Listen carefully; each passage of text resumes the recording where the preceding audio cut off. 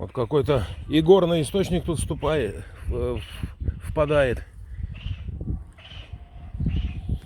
Вон хижина дяди Тома. Хороший шалаш. Вот тут бы пожить недельку. Супер вообще. И даже Ясная Поляна. Тут, наверное, Толстой жил.